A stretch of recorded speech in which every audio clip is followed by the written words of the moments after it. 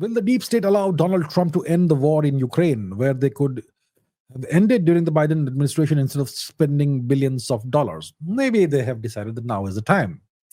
Look, maybe the objective of the war was not to defeat Russia, free Ukraine, or whatever.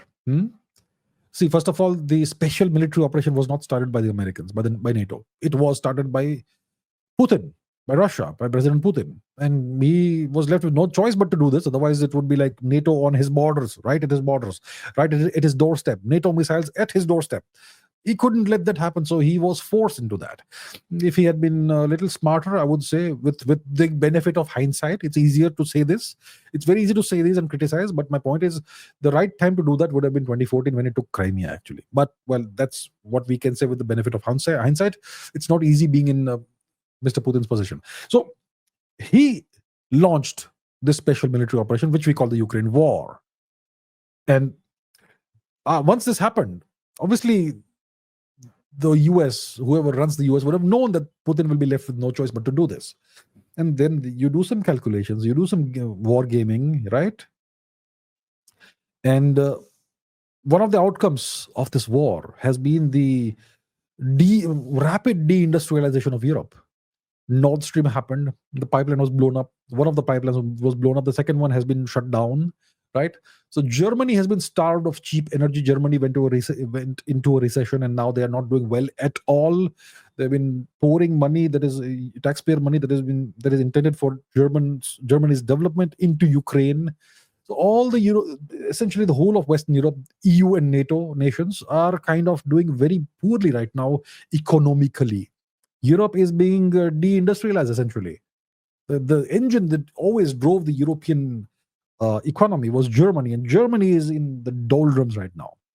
So maybe the objective of this entire matter, the Ukraine war, of forcing Putin into starting the Ukraine war, was to actually deindustrialize Europe and turn Europe into an insignificant geopolitical entity. Perhaps that was the objective. And maybe that objective was even...